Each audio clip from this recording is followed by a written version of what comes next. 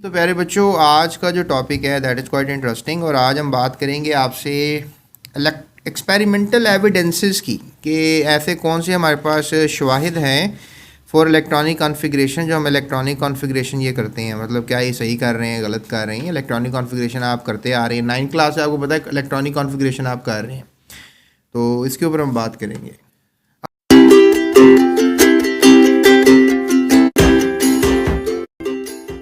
अब बच्चों, जैसे कि आपको पता है कि ये जो थ्योरी है मतलब एटम का जो स्ट्रक्चर है, सबसे पहले किसने दिया था? ये बोहर ने दिया था।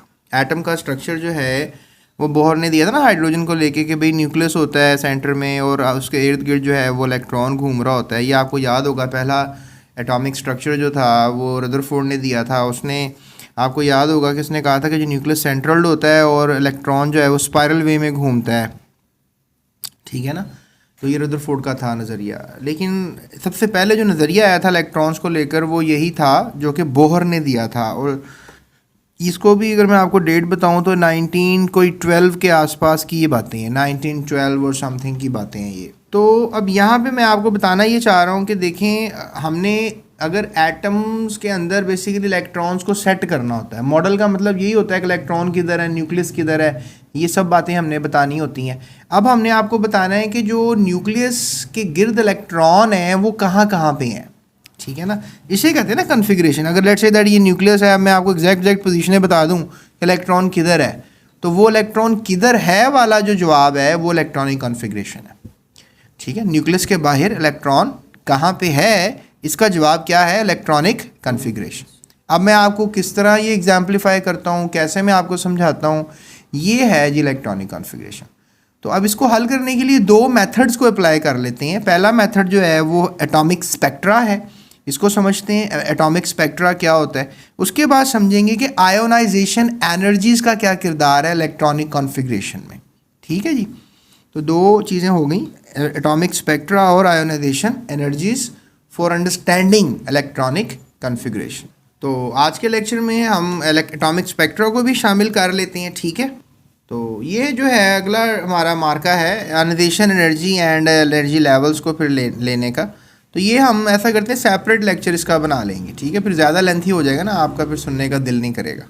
तो लिहाजा मैं अभी फ़िलहाल इस लेक्चर में एटॉमिक स्पेक्ट्रा को एक्सप्लेन कर देता हूँ कि कॉन्फ़िगरेशन के लिए एटॉमिक स्पेक्ट्रा का क्या किरदार है।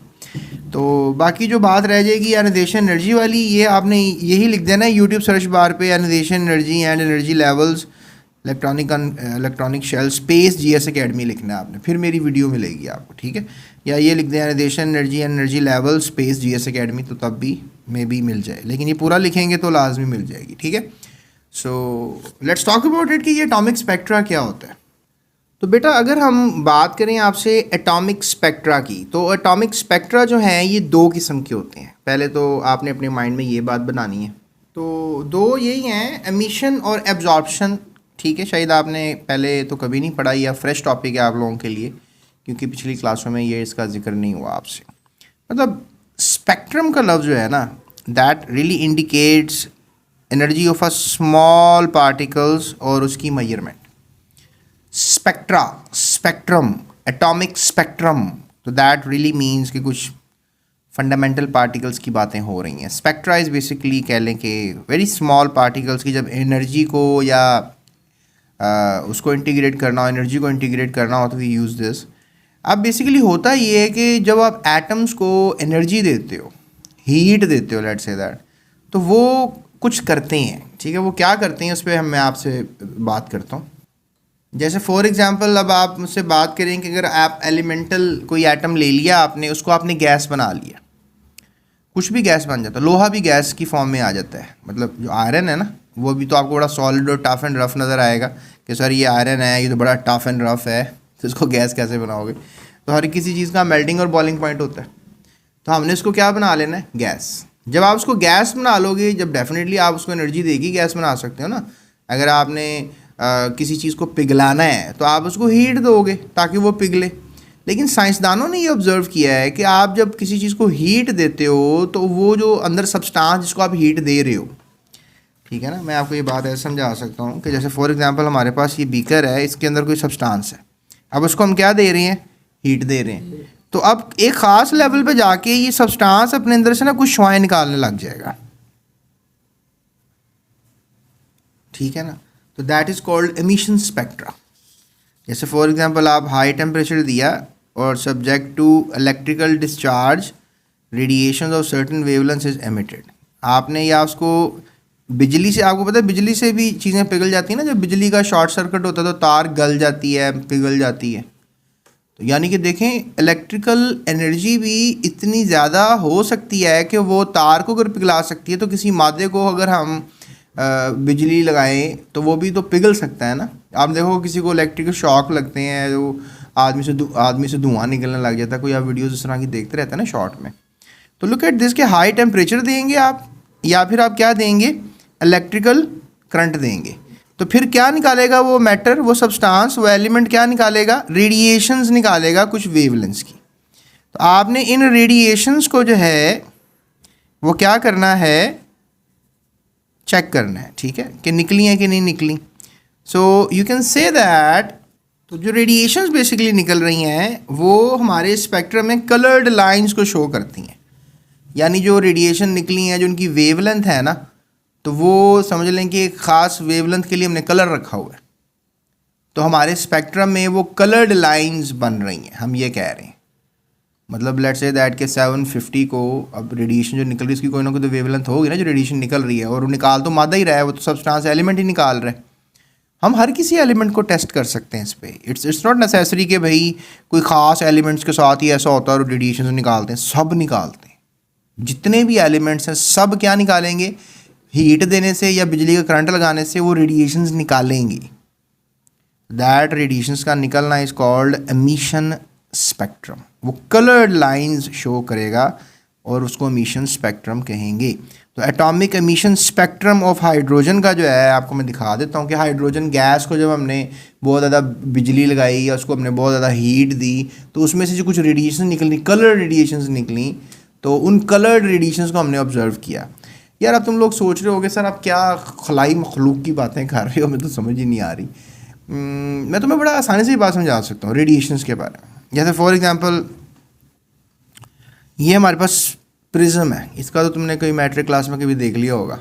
उसको एक रेडिएशन आके लगती है और उसके अंदर से फिर 7 रेडिएशन निकलती हैं और वो कलर्ड होती हैं। नहीं समझ में आई?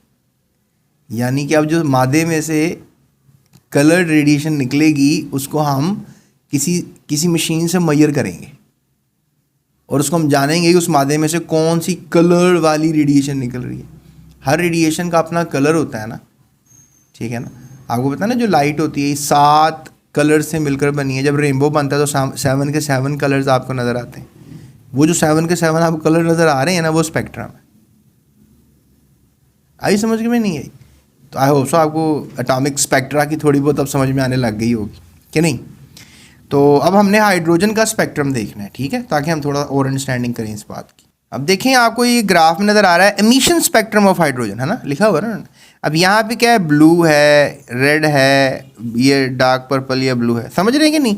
तो हाइड्रोजन ने सिर्फ ये 3 रेडिएशंस ही निकाली हैं। जब हमने मशीन को देखा तो हमने देखा मशीन में सिर्फ ये 3 रेडिएशंस ही हमें नज़र आई। यानी हाइड्रोजन सिर्फ ये 3 रेडिएशंस ही निकालता है, उसका यही स्पेक्ट्रम है। हो सकता है कि अगर मैं आयरन को गैस बनाता और फिर उसको करंट देता या हीट देता, उसमें से जब रेडिएशन निकलती, ये इधर 4 लाइनें नज़र आ रही हैं इस तरह फ़र्क से, तो आयरन की कुछ ज़्यादा नज़र आती लाइनें, लेट से उसकी 5 नज़र आ जाती। क्या ख्याल है? ये भी तो हो सकता था। अब वो हो सकता वाली थ्योरी को छोड़ें, अभी फिल थ्योरी जो आपके सामने है वो ये आपने लाइनें इस तरह याद रखनी है। That is a spectrograph. ये आपके सामने एक स्पेक्ट्रोग्राफ है, एक स्पेक्ट्रम है। और किसका स्पेक्ट्रम है? हाइड्रोजन का स्पेक्ट्रम है, जिसमें एमिशन स्पेक्ट्रम आपको बताया जा रहा है। ये एमिशन बताया जा रहा है। मैंने आपको बताया स्पेक्ट्रम 2 किस्म के होते हैं, याद होगा आपको। एक एमिशन होता है और एक क्या होता है, एब्जॉर्प्शन होता है। याद है कि नहीं? शुरू में लेक्चर की बात हुई है आपसे। तो let's talk about absorption spectrum. अब ये एब्जॉर्प्शन स्पेक्ट्रम क्या होता है? तो बेटा अब यहाँ पे आते हैं हम एब्जॉर्प्शन की तरफ कि ये जो एब्जॉर्प्शन स्पेक्ट्रम है ये क्या है, ठीक है। ये जो पूरा पैराग्राफ है ये एब्जॉर्प्शन स्पेक्ट्रम के ऊपर ही लिखा गया है। नीचे जो आपको नज़र आ रहा है ये अब देखो पहली तो बात ये है कि अभी तो रेडिएशंस निकल रही थी सैंपल में से, रेडिएशंस निकल रही थी। अब हमारे पास सैंपल में बेसिकली हमने क्या करना है कि रेडिएशन को निकालना नहीं है। अब हम इसको लाइट थ्रो करेंगे, सैंपल को क्या थ्रो करेंगे, लाइट में आपको पता 7 कलर्स हैं, ठीक समझ रहे हैं इस चीज़ को। तो अब वो लाइट के कौन से हिस्से को एब्जॉर्ब करेगा, तो वो हिस्सा लाइट का यहाँ पर गायब होता हुआ नज़र आएगा। जैसे फॉर एग्जांपल आप ये तस्वीर में देख सकते हैं कि एक ये लाइन आई है, ये लाइन आई है, ये और ये लाइन आई है। इसका मतलब क्या हुआ कि यहाँ पर ये वाला हिस्सा जो लाइट का है वो हाइड्रोजन ने एब्जॉर्ब कर लिया, यानी कि वो वाली वेवलेंथ को अपने अंदर उसने एब्जॉर्ब कर लिया। अब की बार मैं एमिशन नहीं बता रहा, अब हमने हीट नहीं किया हाइड्रोजन को, हमने कोई उसको करंट नहीं लगाया, उसमें से कोई अब रेडिएशंस बाहर नहीं आ रही। ये बात ही थी ना आपसे कि रेडिएशन सर्टेन वेवलेंस की बाहर आना शुरू हो जाती हैं। अब की बार हमने हाइड्रोजन के सैंपल को लाइट थ्रो की है उसके ऊपर, और उसने कुछ लाइट को क्या कर लिया है, एब्जॉर्ब कर लिया। अब उसने जो आपको पता लाइट 7 कलर्स की है, अब जो उसने लाइट एब्जॉर्ब की है ना, गेटिंग माय पॉइंट, जो लाइट उसने वो आपको सामने नजर आ रही है। तो सेम नहीं लग रही है आपको ऊपर एमिशन वाले में और एब्जॉर्प्शन वाले में। लेकिन ये बेसिकली आप कह लें कि कलर्ड लाइनें हैं, डार्क बैकग्राउंड है। नीचे वाले सैंपल में आपको नजर आ रहा है कि कलर्ड बैकग्राउंड है और डार्क लाइनें हैं। अब जब कलर्ड बैकग्राउंड हो और डार्क लाइनें शो हो तो ये एब्जॉर्प्शन स्पेक्ट्रम है, और जब डार्क बैकग्राउंड और कलर्ड लाइनें शो हो तो ये एमिशन स्पेक्ट्रम है। ये दोनों में फ़र्क है प्यारे बच्चों, ठीक है कि नहीं। तो बस आपने ये याद रखना है कि एटॉमिक स्पेक्ट्रम जो है वो एटॉमिक स्पेक्ट्रम 2 किस्म के होते हैं, एटॉमिक एब्जॉर्प्शन स्पेक्ट्रम और एटॉमिक एमिशन स्पेक्ट्रम, ठीक है। चलो अब हम चलते हैं इस लास्ट पैराग्राफ की अंडरस्टैंडिंग की तरफ। तो पहले तो आप ये देखें कि इसमें आपको 4 स्पेक्ट्रम दिखाई दे रहे हैं इस डायग्राम में। इसको इस पैराग्राफ को समझने के लिए हम क्या कर सकते हैं, इन डायग्राम्स की तरफ ही देखते हैं। 4 आपको स्पेक्ट्रम नज़र आ रहे हैं। अब मुझे ज़रा अपने मेंटल लेवल से बताइए ये स्पेक्ट्रम कौन से हैं, एमिशन है कि एब्जॉर्प्शन है? जी तो बताएं कौन से हैं ये, एब्जॉर्प्शन के एमिशन? हाँ जी, ये जो है आपको एमिशन स्पेक्ट्रम जो है वो नज़र आ रहा है, ऊपर भी आपको थोड़ा सा नज़र आ रहा होगा एमिशन स्पेक्ट्रम, ठीक है ना, इसी तरह का है ना, सेम टू सेम। तो हीलियम है, नियॉन है, सोडियम है और मरकरी है। तो साइंसदान कहते हैं कि जैसे आपके फिंगरप्रिंट्स नहीं होते, थंब के ऊपर फिंगरप्रिंट्स होते हैं, ये लाइनें भी इनके फिंगरप्रिंट्स हैं। यानी हर एटम की स्पेक्ट्रल लाइंस डिफरेंट होती है। अब ये बड़ा अच्छा टॉपिक है कि आप स्पेक्ट्रम केमिस्ट बन जाएं और स्पेक्ट्रम पे रिसर्च करें, फिर स्पेक्ट्रम की मुख्तलिफ किताबें पढ़ें and all that kind of stuff. लेकिन आज तो मैंने पहली बार आपको इंट्रोड्यूस करवाया कि भाई एटम्स को समझने के लिए एटॉमिक स्पेक्ट्रम का भी सहारा लिया जाता है। और आज की क्लास में एमिशन और एब्जॉर्प्शन स्पेक्ट्रम्स के बारे में पढ़ा, और आज की क्लास में मैंने आपको ग्राफ भी दिखाए इनके, मतलब स्पेक्ट्रल जो ग्राफ हैं जो नज़र आ रहे हैं ये दिखाए, और इसमें मैंने आपको लाइनें भी दिखा दी हैं डिफरेंट। अब देखें ना, हमने हाइड्रोजन की तो ये पढ़ी है ना, 4 लाइनें होती हैं इस तरह, लेकिन देखें हीलियम की तो मैच ही नहीं कर रही। तो हीलियम को छोड़ें, नियॉन की हीलियम के साथ मैच नहीं कर रही और ना ही हाइड्रोजन के साथ। सोडियम की देख लें, सोडियम की सिर्फ 2 लाइनें शो की गई हैं, और उसके बाद अगर आप देखें तो मरकरी की जो है वो सिर्फ काफ़ी लाइन सबसे ज़्यादा इसकी लग रही हैं। तो अब सवाल ये पैदा होता है इन लाइंस का क्या मतलब, वाई दीज लाइन्स आर थोड़ा सा इधर थोड़ा सा उधर, एंड व्हाट इज़ दिस, ये क्या है? तो इसकी स्टोरी छुपी है बेसिकली एटम्स के अंदर जो शेल्स होते हैं प्यारे बच्चों, शेल्स की एनर्जी पे। अब हर एटम में आपको पता है कि इलेक्ट्रॉन एक तरह से घूमता नहीं है, किसी ने न्यूक्लियस के करीब घूमना है, किसी ने न्यूक्लियस से दूर होकर घूमना है, किसी ने बहुत दूर जाके न्यूक्लियस से घूमना है। एक रियलिस्टिक बात तो यही है। तो अब लेट्स से दैट कि यहाँ पर ये शेल में इलेक्ट्रॉन, पहले आपको सबको पता है 2 होते हैं, दूसरे शेल में 8 इलेक्ट्रॉन होते हैं, ठीक है ना। इसी तरह से हम तीसरे में लगा लें तो 8 आ जाते हैं, ठीक है। आप 32 सकते हैं लेकिन 8 भरते हैं। तो फॉरगेट अबाउट इट कि इसमें कितने कितने हैं। Let's just take an atom जिसमें हमारे पास 2 ही शेल हैं और हमने अब इलेक्ट्रॉन की मूवमेंट करानी। जब बोहर मॉडल पढ़ा था हमने पढ़ा था कि जब कम एनर्जी वाला शेल, जो न्यूक्लियस के करीब वाला शेल है, उसमें वो कम एनर्जी वाला शेल है, और जब इलेक्ट्रॉन जो उसमें घूमेगा उसकी एनर्जी भी कम होगी, उसकी एनर्जी को हम E1 कह लेते हैं। और जो हमारे पास दूसरा शेल है, तो दूसरा शेल जो है वो उसकी एनर्जी क्या होगी, टेक्निकली सोचें, न्यूक्लियस से दूर हो गया एक तो, इसलिए इसकी एनर्जी भी ज़्यादा हो जाएगी। अब साइंसदान ये कहते हैं कि अगर कम एनर्जी वाले ने ज़्यादा एनर्जी वाले शेल में आना है तो वो एनर्जी को एब्जॉर्ब करके आएगा। और साइंसदान ये कहते हैं कि जब ज़्यादा एनर्जी वाले शेल से इलेक्ट्रॉन ने जंप करके नीचे जाना है तो वो एनर्जी को जो उसने एनर्जी एब्जॉर्ब की थी वही रिलीज़ करके उधर जाएगा वापस। तो जो अब रेडिएशन बाहर आ रही हैं, स्पेक्ट्रल लाइंस बाहर आ रही हैं, तो वो एमिशन स्पेक्ट्रम शो कर रही हैं, और जो रेडिएशन अंदर जा रही हैं वो एब्जॉर्प्शन स्पेक्ट्रम शो कर रही हैं। तो ये बस आपको जो है बात पता होनी चाहिए। तो ये मतलब अंदर की कहानी है। अब आपको सॉरी तो बड़ी सिंपल सी है, तो एटम का स्ट्रक्चर भी सिंपल नहीं है, बहुत से एटम के स्ट्रक्चर सीखने हैं आपने, बहुत सौ के कॉम्प्लेक्स स्ट्रक्चर्स हैं। तो बस यहाँ से गेम स्टार्ट होती है, ये एक छोटी सी बात से जो मैंने आपसे कर दी है, ठीक है। इस पैराग्राफ में भी उन्होंने ये बातें की हैं कि जब इलेक्ट्रॉन जंप करते हैं एक एनर्जी लेवल से दूसरे एनर्जी लेवल पे, तो ये वीडियो आप एक दफ़ा और देख लीजिएगा, आपको काफ़ी समझ में आ जाएगी बात। और ठीक है, बस अब बात समझ में आनी चाहिए, ये इंपॉर्टेंट है, ताकि कुछ MCQs हल हो जाएं, कुछ शॉर्ट क्वेश्चन आंसर्स के जवाब पता हो, कुछ हाउ ना हो ना स्पेक्ट्रम के बारे में। चले आज तो ये पता लग गया ना, एब्जॉर्प्शन भी होते हैं और एमिशन भी होते हैं, पता लग गया हाइड्रोजन की स्पेक्ट्रोग्राफ कैसे बनाना है, बाकी डिफरेंट एलिमेंट्स का क्या है, ये तो आज की क्लास में पता लगा ना। तो ये बात नहीं बतानी थी मैंने आपको, ठीक है। मेरा नेक्स्ट लेक्चर लाजमी लीजिएगा, जिसमें मैं आपको क्या बातें करूँगा अबाउट दी आयोनाइजेशन एनर्जी से भी। आयोनाइजेशन एनर्जी भी एक करैक्टर है किसका, इसका एटम्स का। और आयोनाइजेशन एनर्जी का कोई ताल्लुक है एनर्जी लेवल्स को लेकर, इलेक्ट्रॉनिक कॉन्फ़िगरेशन को लेकर, ये अब अगले सवाल हैं जो मैं आपसे शेयर कर रहा हूँ, इनका जवाब अगले लेक्चर में देखेंगे।